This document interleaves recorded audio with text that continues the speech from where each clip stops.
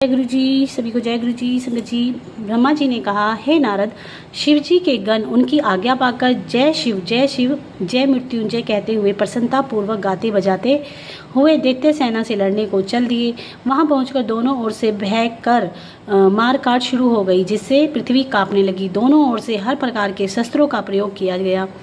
युद्ध स्थल अस्थि मांस तथा रुधिर से पूर्ण हो गया। जो दैत्य गणों के हाथ से मारे गए उनको शुक्र से पुनः जीवित कर दिया। जब गणों ने फिर दैत्यों की सेना का वध किया तो शुक्र जी ने उन्हें फिर जला दिया। इसी प्रकार गणों ने अनेक प्रकार दैत्यों का वध किया, परंतु शुक्र ने फिर उनको जीवित कर दिया। निदान गणों ने कोई उपाय न देख दुखी होकर शिव जी के पास जा सब वृत्तांत कह सुनाया और बोले कि हे, अब हम दैत्यों से युद्ध ना करेंगे, क्योंकि हम दैत्यों को मारने से असमर्थ हैं। से शिव जी, यह काम आप स्वयं ही करें। गणों से मुख से ऐसे वचन सुनकर शिव जी क्रोधित होकर बोले, यह कार्य शुक्र मृत्युंजय मंत्र पाकर कर रहा है। उसी समय शिव जी के मुख से कृत्या नाम की यह स्त्री प्रकट हुई। उसका स्वरूप अत्यंत भयानक था। उसकी दाढ़ें बड़ी भयंकर पर्वत के समान थी। ऐसे स्वरूप से प्रकट होकर वह शिव जी की सेना के साथ युद्ध स्थान में आई। वह महा भयंकर नाद करती हुई दैत्यों को भक्षण करने लगी। तब दैत्य उसके स्वरूप को देखकर तथा उसके पराक्रम से भयभीत होकर भागने लगे। उसके पश्चात कृतिज्ञा शुक्र को अपने गुप्त अंड में दबाकर उड़ गई तथा उसके देखते देखते आंखों से ओझल हो गई। शुक्र का कृत्या द्वारा उड़ा ले जाने पर दैत्य लोग बड़े भयभीत हुए और उनकी सेना में हाहाकार मच गया। उस समय वे इधर उधर भागने लगे। हे नारद, तब शिवजी के गण प्रसन्न होकर दैत्यों को चारों ओर से घेर कर सिंह के समान गर्जना करने लगे। दैत्य भागकर चारों ओर फैल गए। दैत्यों की यह दशा देखकर शुभ, निशुभ तथा कालनेमी तीनों सेनापति अत्यंत दृढ़ता के साथ गणों का सामना करने लगे। अंत में उन तीनों ने शिवजी के गणों को बहुत बुरी तरह से मारकर दुखी कर दिया, जिससे वे हार मानकर वहां से भाग चले। इतने में गणपति, नंदी, वीरभद्र आदि ने सब गणों को रोककर देकर बुला लिया। फिर दोनों सेनाओं ने युद्ध छिड़ गया। काल नेमी तथा नंदीगण गणपति तथा शुभ और वीरभद्र तथा निशुभ परस्पर लड़ने लगे। वे सभी युद्ध भूमि में अपनी वीरता का प्रदर्शन करने लगे। वीरभद्र ने निशुभ के हृदय में तीक्ष्ण बाण मारा, जिससे निशुभ धरती पर गिर पड़ा। वीरभद्र ने जो ही यह चाहा कि उसे साग से मार डाले, इतने ही में शुभ ने उठकर वीरभद्र पर अपने बड़े क्रोध से अपनी सांग का आक्रमण किया, जिससे वीरभद्र घायल होकर पृथ्वी पर गिर पड़े। नंदी ने कालनेमी के शरीर पर 7 बाण मारे, जिसके लगने से उसके रथ के पहिए, घोड़े तथा सारथी कट कट कर गिर गए। तब कालनेमी ने क्रोधित होकर नंदी के धनुष को काट डाला। उस समय नंदी ने धनुष फेंक कर त्रिशूल चढ़ाया, जिसके प्रहार से कालनेमी मूर्छित होकर पृथ्वी पर गिर पड़ा। जब उसे चेत हुआ तो उसने नंदी को उठाकर पर्वत के ऊपर फेंक दिया। अब गणपति तथा शुभ लड़ने लगे। गणपति तो मूषक पर चढ़े और शुभ रथ पर सवार हुआ। वे दोनों इतने लड़े कि कोई भी युद्ध से विमुख न हुआ। अंत में गणपति ने एक बाण शुभ के हृदय में मारा तथा 3 बाणों ने उसके सारथी को पृथ्वी पर गिरा दिया। तब शुभ ने क्रोधित होकर गणपति पर 60 बाण छोड़े और गणपति के मूषक वाहन का सिर धड़ से अलग कर दिया। तब वे वाहन पैदल के ही युद्ध करने लगे। उन्होंने अपनी सांग उठाकर शुभ के ऊपर चलाई। शुभ सांग के चलने से पृथ्वी पर गिर पड़ा। गणपति पुनः मूषक को जीवित कर उसे पर सवार हुए। इस प्रकार गणपति विजय हुए तथा चारों ओर विजय के बाजे बजने लगे। तब सब गण अत्यंत प्रसन्न हो गए, जय जयकार करने लगे। हे नारद, यह देखकर वृंद नामक शुभ का पिता में अत्यंत क्रोधी होकर गणपति के ऊपर बाणों की वर्षा करने लगा। तब गणेश जी तुरंत दौड़कर वृंद के पास जा पहुंचे। उनके साथ असंख्य भूत, प्रेत, कुष्मांड, पिशाच, भैरवगण, पैताल, शाकिनी, डाकिनी, योगिनी आदि किल किल शब्द के अर्थात सिंह एवं हाथियों के समान नाद कर रहे थे। उन्होंने वृंद तथा शुभ को सेना सहित विकल कर दिया। वीरभद्र की सेना ने दैत्यों को अत्यंत दुखित किया। उन्होंने अनेक दैत्यों को खाकर उनका रक्तपान भी किया। इतने में नंदी भी वहां आ गए तथा उन्होंने बाणों की ऐसी वर्षा की कि वे दैत्यों की ओर सर्प की भांति चले। उन्होंने दैत्यों की बहुत सी सेना नष्ट कर दी। कुछ दैत्य तो खा लिए गए, कुछ मारे गए, कुछ मूर्छित हुए, कुछ भाग खड़े हुए तथा कुछ गिर गए। ब्रह्मा जी बोले, हे नारद, जलंधर अपनी सेना की ऐसी दुर्दशा देख क्रोध में भरकर रथ पर आरूढ़ हो कटक सहित गणों की ओर चल दिया। तब दैत्यों की सेना पुनः संभल कर युद्ध करने के लिए तैयार हुई। युद्ध के बाजे बजने लगे और दोनों सेनाओं ने फिर घमासान युद्ध होने लगा। जलंधर ने आते ही बाणों की वर्षा की तथा 5-5 बाण गणपति और नंदी के तथा 20 बाण वीरभद्र के शरीर में मारकर सिंहनाद किया। उस समय वीरभद्र ने एक सांग जलंधर पर भी ऐसी चलाई कि उसके लगने से जलंधर मूर्छित होकर पृथ्वी पर गिर पड़ा। फिर उसने उठकर क्रोधित हो वीरभद्र के ऊपर अपनी गदा का प्रहार किया, जिससे वीरभद्र व्याकुल होकर पृथ्वी पर गिर पड़ा। गणपति ने क्रोधित होकर अपनी सांग द्वारा जलंधर की गदा को काट डाला तथा 3 बाण जलंधर के हृदय में मारे।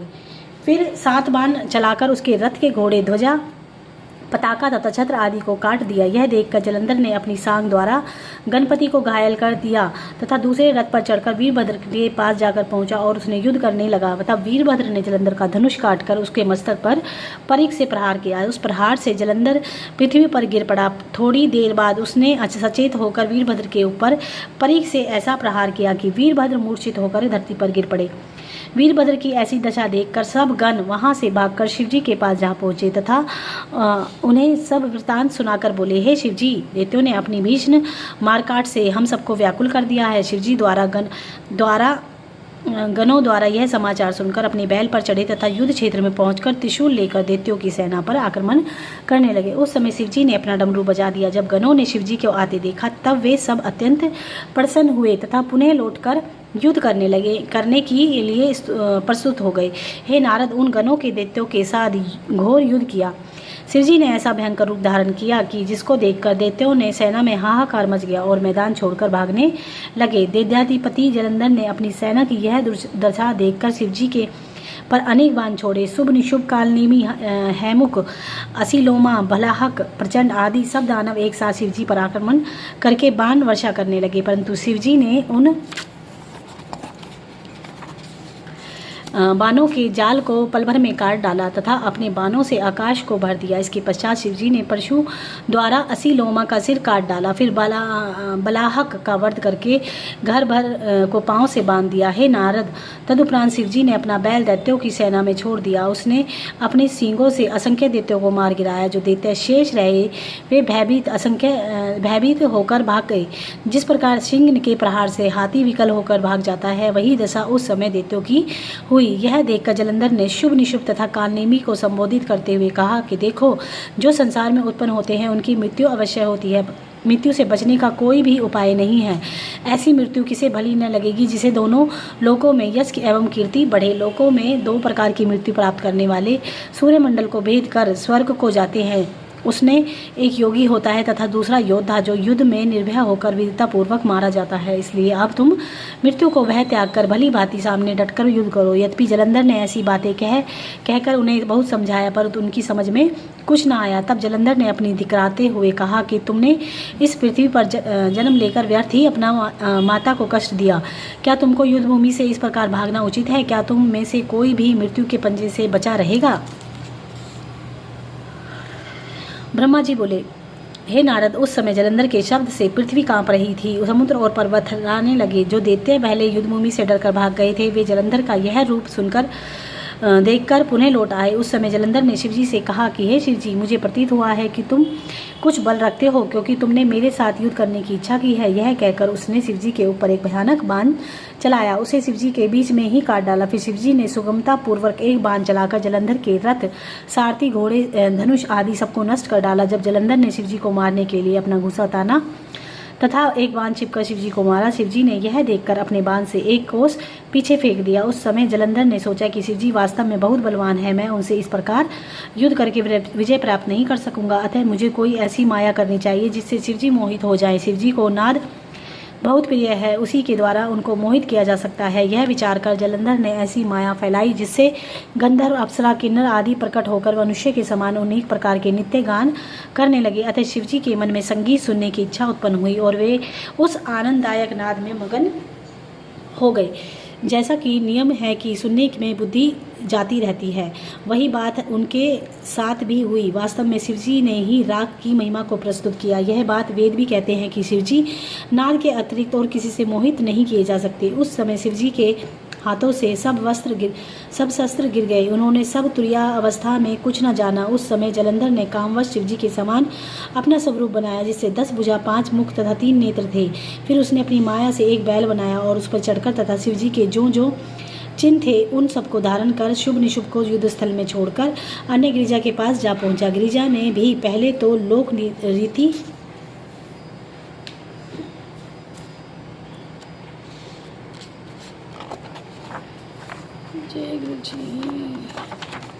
लोक रीति से उसको शिवजी जाना, परंतु जब वे सखियों के बीच से उठी और यह जाना कि यह छल से शिवजी का स्वरूप धारण करके आया है, तब वे वहां से तुरंत अंतर्धान हो गई। हे नारद, यह देखकर जलंधर लज्जित होकर पुनः युद्ध स्थल पर लौट आया। उस समय गिरिजा ने विष्णु जी का ध्यान कर जिससे विष्णु जी तुरंत प्रकट हुए। गिरिजा ने उनसे जलंधर का सब वृतांत कहा तथा पवित्र व्रत धर्म की बहुत प्रशंसा की। वे बोली, हे विष्णु जी, जलंधर की स्त्री बड़ी पतिव्रता है, उसी के धर्म से जलंधर आज तक जीवित बचा हुआ है, क्योंकि पतिव्रता स्त्री विधवा नहीं हो सकती। इससे तुमको यह उचित है कि अब तुम जलंधरपुरी में जाकर उसकी स्त्री से पतिव्रत धर्म कर नष्ट करो। विंदा जो जलंधर की स्त्री है उसके साथ तुम छल करो। यह सुनकर विष्णु जी तुरंत जलंधरपुरी को गए। उधर जलंधर ने युद्ध स्थल में लौटकर जब अपनी माया को दूर किया तो शिवजी ने चैतन्य होकर पुनः इस युद्ध का स्मरण किया। हे नारद, जब यह सब भी शिवजी की माया थी, क्योंकि संसार में जो शिवजी के भक्त हैं उनका भी माया कुछ नहीं कर सकती, तब शिवजी पर उसका ध्यान का क्या प्रभाव हो सकता है। निदान शिवजी अत्यंत क्रोधित होकर जलंधर के ऊपर दौड़े। उस समय जलंधर ने भी बाण वर्षा करके अपने बाणों से शिवजी को छिपा दिया। तब शिवजी ने भी अपने बाणों से उनके बाणों को काटकर उसे बहुत दुखी किया। जो दैत्य शिवजी के हाथों से मारे गए वे सब मुक्त हो गए। उन दैत्यों को परम सौभाग्य तथा शिवजी के सम्मुख देखते हुए अपने प्राण त्यागते थे। हे नारद, यह लीला जिस प्रकार हमने विष्णु जी की सुनी थी उसी प्रकार तुम्हें कह सुनाई। ब्रह्मा जी ने कहा, हे नारद, गिरिजा की आज्ञा पाकर विष्णु जी जलंधरपुरी में पहुंचे तथा यह सोचने लगे कि मैं किस प्रकार जलंधर की पत्नी वृंदा का पतिव्रत धर्म नष्ट करूं। जब उन्होंने शिवजी का ध्यान किया तो उस ध्यान के करते ही विष्णु जी को एक उपाय सूझा। तब वे तपस्वी का रूप धारण कर एक शिष्य को साथ लेकर विंदा के उपवन में जा पहुंचे। विंदा ने उसी रात को यह स्वप्न में देखा कि मेरा पति जलंधर युद्ध में मारा गया है तथा यह भी देखा कि मेरा पति जलंधर तेल लगाए हुए भैंसे पर सवार नंगा तथा सिर के ऊपर अशुभ बाल बनवाए काले पुष्पों की माला पहने राक्षसों से घिरा हुआ है, यमपुरी को चला जा रहा है। तब यह स्वप्न देखकर उठी तो उसने सूर्य को उदय होते ही असमय राहु ग्रस्त तथा प्रकाशहीन देवता ऐसे अपशगुनों को देखकर वह एकाएक रोने पीटने तथा घबराहट से इधर उधर फिरने लगी। वह अपनी 2 सखियों के साथ लेकर जलंधर के उद्यान को गई, परंतु उसे वहाँ कोई फल फूल देखकर संतोष न हुआ। उसे वहाँ 2 राक्षस ऐसे दिखाई दिए जो अत्यंत भयानक थे। उनको देखकर रानी वृंदा वहाँ से भाग आई। आगे जाकर उसने शिशु सहित एक तपस्वी को देखा जो मौन साधे हुए बैठा हुआ था। वृंदा उसी समय दौड़कर उस तपस्वी के पास गई तथा उसने अपने हाथ उसकी गर्दन में डालकर लिपट गई और बोली, हे तपस्वी, आप मेरी रक्षा करो। उस समय तपस्वी ने अपने दोनों नेत्र खोलकर बड़ा क्रोध किया तथा हुंकार दी कि जिससे वे दोनों राक्षस वहाँ से भाग गए। यह देखकर जलंधर की स्त्री अत्यंत प्रसन्न हुई तथा प्रणाम करके उनके तपोवन की प्रशंसा करने लगी। फिर वह तपस्वी से इस प्रकार बोली कि हे प्रभु, आप मेरे पति का जो शिवजी से युद्ध करने के लिए गए हैं वृतांत कहिए। हे नारद, यह सुनकर तपस्वी रूपधारी विष्णु जी ने हंसकर उत्तर दिया की ओर देखा, ऊपर की ओर देखा और उसने तुरंत ही 2 बंदर वहां पर उपस्थित हुए तथा उन्हें प्रणाम करके बैठ गए। फिर वे दोनों बंदर गुप्त हो गए। तदुपरांत एक क्षण भी नहीं बीता कि वे दोनों बंदर पुनः पहले की भांति आकर बैठ गए। इस बार उनके हाथ में जलंधर का शीश एवं धड़ था। उसे देख उन्होंने योगी के सम्मुख रख दिया तथा स्वयं दुखी होकर बैठे रहे। उस समय वृंदा अपने पति का सिर देखकर व्याकुल हो पृथ्वी पर गिर पड़ी। तब तपस्वी ने पानी आदि छिड़क कर वृंदा की सचेत किया। वृंदा पुनः रो रो कर अपने पति का सिर अपने सिर से लगाकर व्यथित होने लगी और बोली, हे नाथ, मैंने तो आपसे शिवजी के साथ युद्ध करने के लिए पहले ही मना किया था, परंतु आपने मेरी बात नहीं मानी। इसी प्रकार वह अनेक बातें कह कहकर रोती रही थी। तपस्वी बोले कि हे महाराज, आप मेरे ऊपर कृपा करके मेरे पति को जीवित कर दीजिए। मैं आपके प्रभाव को देख कर चुकी हूँ, इसलिए मुझे विश्वास है कि आप इस योग्य हैं कि मेरे पति को जीवित कर दें। यह सुनकर मुनि वेशधारी विष्णु जी ने कहा, हे वृंदा, जो मनुष्य शिवजी को क्रोधाग्नि से मृत्यु को प्राप्त हो जाता है उसे हम जीवित नहीं कर सकते, परंतु तुम्हारे दुख को देखकर हम इसको जीवित करेंगे। यह कहकर उन्होंने फिर सिर को धड़ से जोड़ दिया तथा स्वयं अंतर्धान होकर उस शरीर से में प्रवेश कर गए और जलंधर के समान उठकर बैठ गए। तदुपरांत उन्होंने वृंदा को गले लगाया, परंतु वृंदा यह सब कुछ नहीं समझ सकी और उसने बड़ी प्रसन्नता पूर्वक उनके साथ सहवास करके अपना धर्म नष्ट कर दिया। तब जब वह उत्तम रीति से विहार कर चुकी तब विष्णु जी ने अपना शरीर प्रकट कर दिया। उसे देखकर वृंदा ने उन्हें पहचान लिया। तब वह अपने कृत्य पर बहुत दुखी हुई। उसे विष्णु जी के ऐसे छल पर बहुत क्रोध आया। वह बोली, हे विष्णु, तुमने वेद के विरुद्ध मेरे धर्म को नष्ट किया है। तुम्हें मुनीश्वर के समान स्वरूप धारण किए हुए बड़े अधर्मी हो। यह कहकर वृंदा ने विष्णु जी को यह शाप दिया कि जो राक्षस तुमने मुझे दिखाए थे वे दोनों बड़े शक्तिशाली होकर तुम्हारी स्त्री को भगा ले जाएंगे। उस समय तुम दुखी होकर वन में फिरोगे और तुम्हें हर प्रकार के कष्ट प्राप्त होंगे। जो बंदर तुमने मुझको दिखाए वही तुम्हारे सहायक होंगे। यह कहकर वृंदा बहुत रोई तथा चिता बनाकर अपने पति के साथ सती होने की इच्छा करने लगी। यद्यपि विष्णु जी ने उसे बहुत समझाया परंतु उसने पतिव्रत धर्म दृढ़ करके कुछ नहीं माना। तदुपरांत वह शिव गिरिजा का ध्यान रखकर सती हो गई और उसका तेज सबके देखते देखते गिरिजा के शरीर में प्रवेश कर गया। हे नारद, विष्णु जी ने यह दशा देखकर बारंबार पछताते हुए उसकी सुंदरता के स्मरण में दुखी हुए तथा उसकी चिता की भस्म को अपने शरीर में मलकर उसी स्थान पर वास करने लगे। उनकी यह दशा देखकर देवता तथा सिद्ध उनके निकट जा पहुँचे और विष्णु जी के बड़े बड़े इतिहास तथा दृष्टांत सुनाकर समझाने लगे कि आप तो स्वयं हर समय धर्म का पालन करने वाले हैं। आप यहाँ से चलिए तथा अपने वैकुंठ लोक में विहार कीजिए। जो पाप आपने दुर्भाग्यवश किया हुआ है वह सब शिव जी की कृपा से नष्ट हो जाएगा। आप किसी प्रकार का दुख मत कीजिए तथा यहाँ से अपने स्थान को चलिए। आप हमें इन शब्दों के लिए क्षमा करें क्योंकि यह तो हम तुच्छ आपको समझा रहे हैं। उन लोगों के इस प्रकार के समझाने पर भी विष्णु जी ने किसी का कोई उत्तर नहीं दिया तथा उसी प्रकार शोक में बैठे रहे। हे नारद, शिव जी की माया बड़ी विचित्र है और सब उसी के अधीन रहते हैं। ब्रह्मा जी बोले, हे नारद, उधर कुरुद क्षेत्र में शिव जी को चेत हुआ तब देवता उन्हें देखकर बहुत आनंदित हुए। उस समय शिवजी की वीरता एवं पराक्रम को देखकर जलंधर ने यह विचार किया कि मुझे माया करनी चाहिए जिससे मैं शिवरानी को प्राप्त करने में सफल हो सकूं। यह विचार कर उसने अपनी माया से एक कृत्रिम गिरिजा बनाई तथा उसको अपने रथ में बैठाकर शिवजी के सम्मुख ले आई। शुभ निशुभ दोनों भाई उसे मारते जाते थे तथा वह गिरिजा रोती हुई मेरी रक्षा करो आदि कहती थी। उस समय जलंधर ने उच्च स्वर से कहा कि हे सदाशिव, तुम अपनी स्त्री को देखो। यदि तुम्हें अपनी स्त्री बहुत प्रिय है तो समझ लो कि अब उसको मैं पकड़ लाया हूँ तथा उसकी ऐसी दुर्दशा कर रहा हूँ। क्या तुमको नहीं दिखाई देता? तुमको सहस्त्र धिक्कार है जो तुम अपने को अब भी बड़ा समझते हो। शिवजी ने जलंधर के यह वचन सुनकर तथा माया की गिरिजा को देखकर अत्यंत दुखी हुए और मौन साधकर बुद्धि को भूल बैठे। तब शिवजी ने भी लीला करके अपने को ऐसा शोकाकुल प्रदर्शित किया कि जलंधर अपने धनुष को कानों तक खींचकर 3 बाण, एक शिवजी के सिर में, दूसरा वक्ष में तथा तीसरा उदर में मारे। उस समय शिवजी ने जलंधर की माया को जान भयंकर रूप धारण कर अग्नि के समान प्रकट हुए।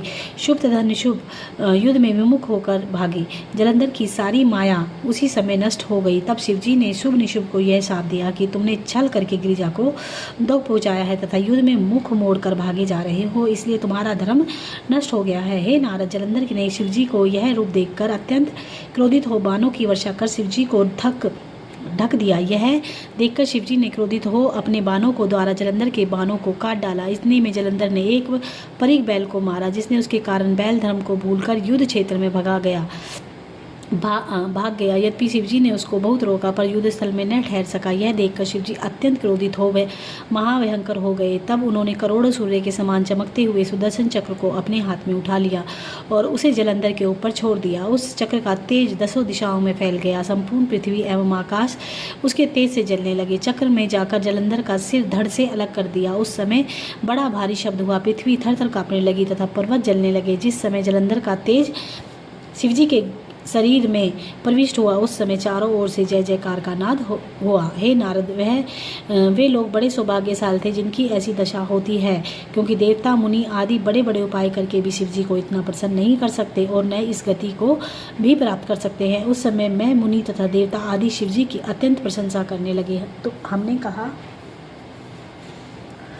हमने कहा, हे शिवजी, आप हर प्रकार से भक्तों के दुख दूर करने वाले हैं। आपको मन, वाणी तथा वेद आदि भी नहीं प्राप्त कर सकते। आपके एक निमेष में करोड़ों इंद्र तथा विष्णु जी बीत जाते हैं। आप किसी से बनाए नहीं गए अपितु परब्रह्मा हैं। आपने युद्धवंशी को मुक्ति प्रदान की तथा उसकी पत्नी कलावती ने भी आपकी भक्ति द्वारा मुक्ति प्राप्त की। आपने मदयंती को भी मोक्ष दान दिया तथा सोमनी के पुत्र को श्रेष्ठ गति प्रदान की। हे राजा तिमिरधन, को आपने अपनाकर निरंतर 7 जन्मों तक आनंदित किया। आपने चंद्रसेन को मान रखा तथा श्री खरगोप को अपनी शरण में लेकर अपना भक्त बनाया और उसे इतना द्रव्य प्रदान किया कि जो देवता को भी उपलब्ध नहीं होता। आप ही ने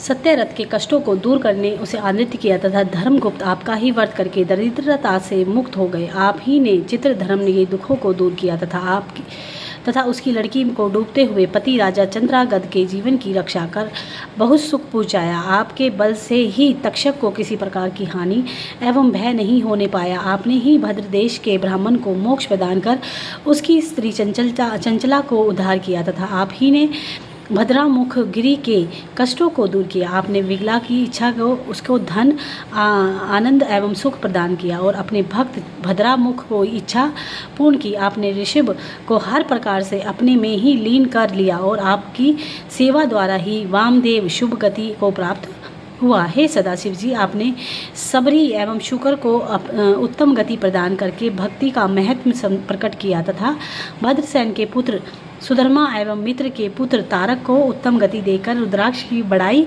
प्रकट की। आप ही ने गंगा को, जिसका नाम महानंदा तथा तार दिया।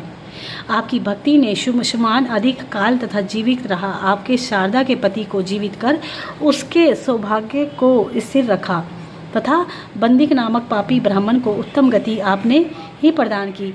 उसकी स्त्री बिजुका को भी जो पुष्चली थी मुक्ति प्रदान की।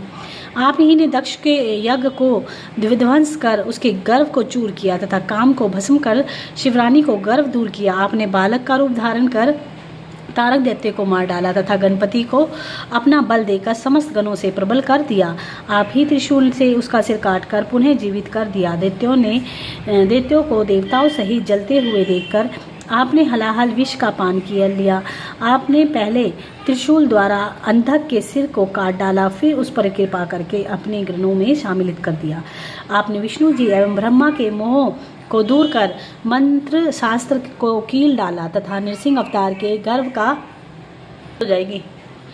कील कर डाला तथा नृसिंह अवतार के गर्भ का नाश कर सर्प का अवतार ग्रहण किया। आपने अत्रि के पुत्र होकर कामरू को वध किया तथा हनुमान का स्वरूप धारण कर राम लक्ष्मण के दुखों से मुक्त कर दिया। आप तीनों गुणों से परे तथा निर्गुण हैं। आपकी महिमा का वर्णन कहाँ तक किया जाए। हे नारद, इस प्रकार सब देवताओं ने शिव जी की स्तुति की। जो कोई इस स्तुति को सुनेगा अथवा दूसरों को सुनाएगा वह दोनों लोकों में प्रसन्न होकर आनंद प्राप्त करेगा।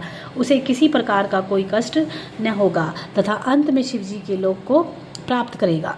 ब्रह्मा जी ने कहा, हे नारद, देवताओं ने इस प्रकार स्तुति कर शिव जी से विनती की कि हे शिव जी, आपने जलंधर को नष्ट करके हम लोगों के कष्टों को दूर करके अभय दान दिया। अब और कोई कटक नहीं है, परंतु अचानक ही एक और दुख हम लोगों को हुआ, अर्थात विष्णु जी उस स्थान पर जहाँ जलंधर की स्त्री वृंदासती हो गई है भस्म लगाए लौट रहे हैं। आप ही कोई ऐसा उपाय कीजिए जिससे विष्णु जी अपने हट को छोड़कर पुनः पुराना मार्ग ग्रहण करें।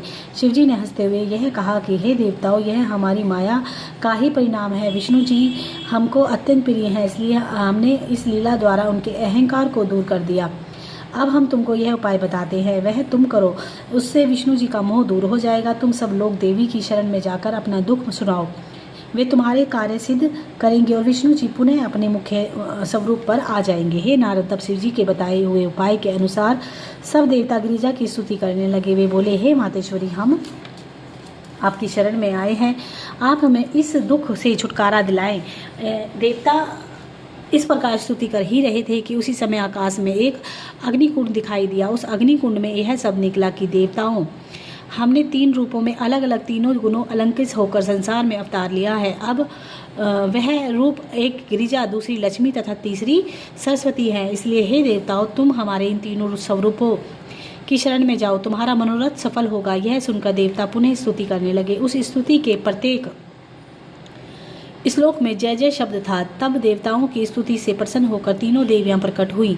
फिर उन्होंने 3 बीज देकर यह कहा कि हे देवताओं, जहाँ पर विष्णु जी बैठे हैं वहीं तुम इन बीजों को बो दो, इस प्रकार तुम्हारी इच्छा पूर्ण होगी। देवियों के ऐसे वचन सुनकर देवता उन बीजों को लेकर वहां पहुंचे जहां विष्णु जी बैठे हुए थे। उन्होंने उन बीजों को वहां बो दिया। इससे 3 प्रकार की वनस्पति उपजी। उसका नाम धात्री, मालती तथा तुलसी हुआ। हे नारद, धात्री मेरी स्त्री का नाम है, अतः उससे धात्री, लक्ष्मी से मालती तथा गिरिजा से तुलसी की उत्पत्ति हुई। वे तीनों वनस्पतियां रज, सत, तम इन 3 गुणों को धारण किए हुए स्त्रियों के समान प्रकट होकर वृंदा से भी अधिक सुंदर रूप रख विष्णु जी के सम्मुख जा खड़ी हुई। विष्णु जी उन्हें देखकर आश्चर्यचकित हुए। हे नारद, विष्णु जी को इस प्रकार कामवश होते देखकर धात्री तथा तुलसी ने तिरछी चितवन से विष्णु जी की ओर देखा। मालती उनकी यह दृष्टि सोतिया डाह से ना सहन कर अत्यंत दुखी हुई, इसलिए वह शिवजी पर नहीं चढ़ाई जाती। विष्णु जी धात्री तथा तुलसी पर मोहित होकर उन्हें अपने साथ लिए हुए वैकुंठ में लौट आए। वहां आकर उनका मोह दूर हो गया। हे नारद, जो मनुष्य जलंधर के वध की इस कथा का पाठ करता है अथवा सुनता है, वह शिवलोक के में स्थान प्राप्त करता है। अरे बाबा। सूत जी बोले कि हे ऋषियों, इस कथा के सुनने के पश्चात नारद जी ने ब्रह्मा जी से कहा, हे पिता, अब आप मुझे उस सुदर्शन चक्र के विषय में बताइए जो विष्णु जी का प्रसिद्ध शस्त्र है। मैं नहीं जानता कि यह वही सुदर्शन चक्र है जो शिव जी ने सब देवताओं से तेज लेकर जलंधर के वध के लिए बनाया था, अथवा कोई दूसरा है। नारद जी के ऐसे वचन सुनकर ब्रह्मा जी बोले, हे नारद, सुदर्शन चक्र एक ही है, दूसरा नहीं है। जब दैत्य अत्यंत बल एवं द्रव्य प्राप्त कर देवताओं को दुख पहुंचाने लगे तो विष्णु जी ने शिव जी की सेवा कर उनसे सुदर्शन चक्र प्राप्त कर लिया था। तब वे उसी के द्वारा सब दैत्यों का वध करते हैं। कल्प भेद से शिव चरित्र, लीला वर्णन, व्याख्यान, कथा तथा इतिहास में बहुत अंतर है, परंतु बुद्धिमान व्यक्ति को चाहिए कि उसके हृदय में जो संदेह उत्पन्न हो उसे पूछ ले, जिससे वह सत्य मार्ग से ना भटक जाए। अस्तु। जलंधर के वध के पश्चात दिति के लड़के दैत्य बहुत बली होकर उपद्रव मचाने लगे, जिससे संसार में मनुष्य को बहुत दुख प्राप्त हुआ। तब योग, यज्ञ, देवताओं की पूजा, ध्यान, वर्णाश्रम तथा सब धर्मों में विघ्न पड़ने लगे। तब सब देवता तथा मुनि दुखी होकर मेरे पास आए। उन्होंने मेरी स्तुति कर अपने कष्टों का वर्णन किया। तब मैं उन सबको लेकर विष्णु जी के पास गया और उनकी स्तुति कर यह विनय किया कि अब दानव तथा दैत्य बहुत दुख पहुंचा रहे हैं, सो अब हम सब आपकी शरण में आए हैं। हमारी यह प्रार्थना सुनकर विष्णु जी ने कहा, हे देवताओं, तुम सब लोग अपने अपने घर जाओ, हम स्वयं दैत्यों से युद्ध करेंगे। यह कहकर वे दैत्यों के साथ युद्ध करने लगे, परंतु दैत्यों पर विजय प्राप्त न कर सके, क्योंकि दैत्य महाबली था। यह देखकर विष्णु जी ने सोचा कि शिव जी की सहायता के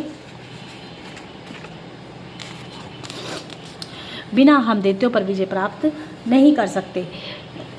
यह विचार कर विष्णु जी तुरंत ही अंतर्धान हो गए तथा कैलाश पर्वत के निकट तपस्या करने के लिए बैठ गए। उन्होंने एक कुंड खोदकर उसमें एक अग्नि भरी तथा वहीं बैठकर कठिन तप करने लगे। हे नारद, इस प्रकार विष्णु जी ने पार्थिव पूजन, मंत्र एवं ध्यान आदि से शिवजी का पूजन किया, परंतु शिवजी प्रसन्न न हुए। यह देखकर विष्णु जी ने सोचा कि अब हम किस उपाय से शिवजी को प्रसन्न करें। अंत में उन्हें यह विश्वास हुआ कि शिव सहस्त्र नाम का जप करने से ही शिवजी प्रसन्न होते हैं। यह निश्चय कर वे शिवजी के सहस्त्र नामों का जप करने लगे तथा कमल पुष्प चढ़ाने लगे। शिवजी ने परीक्षा के लिए सहस्त्र पुष्पों में से एक कमल का पुष्प अलक्षित कर दिया। अंत में पूजा करते करते जब एक फूल कम हुआ तो उनका बड़ा दुख हुआ, क्योंकि उस समय कमल पुष्प प्राप्त होने की कोई आशा न थी। साथ ही पुष्प के बिना पूजन में भी अंतर पड़ता। इसी चिंता में जब उन्होंने शिवजी का ध्यान किया तो ऐसा ज्ञान हुआ कि उनके नेत्र में भी कमल पुष्प से किसी प्रकार कम नहीं है। अतः उन्होंने तुरंत ही अपने एक नेत्र को निकालकर प्रसन्नतापूर्वक शिवजी को अर्पण कर दिया। यह देखकर शिवजी अत्यंत प्रसन्न होकर प्रकट हुए। उन्होंने शिवजी को दर्शन दिया तथा आमदितम मंत्र का उच्चारण करते हुए कृपा दृष्टि से देखा। उस समय विष्णु जी ने शिवजी को प्रणाम किया। तब शिवजी मुस्कुराते हुए बोले कि हे विष्णु जी, तुम्हारी जो इच्छा है वह मांग लो। तब शिवजी ने आदेश अनुसार विष्णु जी से अत्यंत पवित्र स्तुति करते हुए यह प्रार्थना की कि हे सदाशिव, हम दैत्यों से पराजित हो गए हैं और उन पर किसी प्रकार भी विजय प्राप्त नहीं कर सकते, इसलिए आप कोई ऐसा यत्न कीजिए जिससे वे मारे जाएं। हे नारद, यह सुनकर शिवजी ने कृपा कर विष्णु जी को अपना सुदर्शन चक्र दिया और यह कहा कि हे विष्णु जी, हमारे इस समय के रूप का ध्यान कर इस सहस्त्र नाम सुदर्शन चक्र से जो हम तुमको प्रदान करते हैं, तुम शस्त्रों एवं दैत्यों को मारकर मारकर उन पर विजय प्राप्त कर लोगे। तुम्हें इन तीनों लोकों में कोई भी नहीं जीत सकेगा, परंतु सुदर्शन चक्र को छोटे छोटे कार्यों में प्रयोग मत करना, ब्राह्मणों के अतिरिक्त यह सब पर जलाकर भस्म कर देगा। शिवजी यह कहकर अंतर्धान हो गए तथा विष्णु जी सुदर्शन चक्र को लेकर प्रसन्नता पूर्वक लौट आए। वे रात दिन सहस्त्र नाम का जप करते तथा अपने भक्तों को उसी की शिक्षा देते रहते। अब भी जो कोई शिव सहस्त्र नाम तथा विष्णु स्तुति का पाठ करता है उसके सब कार्य सिद्ध होते हैं, उसके शत्रुओं का विनाश होता है तथा वह दोनों लोकों में सुखी रहता है। जय गुरु जी। संगत जी आज के लिए इतना ही। और संगत जी मैं फिर हाथ जोड़ के सभी से ये बोलूँगी कि ये समय बहुत प्यारा है, सावन मास चल रहा है। जिन्होंने अभी वीडियो जिनके पास पहुंची है वो पुरानी वीडियो निकाल कर शुरू से स्टार्ट कर सकते हैं सुनना। सिर्फ सुनना ही तो है, आप खाना बनाते सुन सकते हैं, आप गुरु जी के पास बैठ के सुन सकते हैं, तो सुनने की बहुत महिमा है। जय गुरु जी, शुक्राना गुरु जी।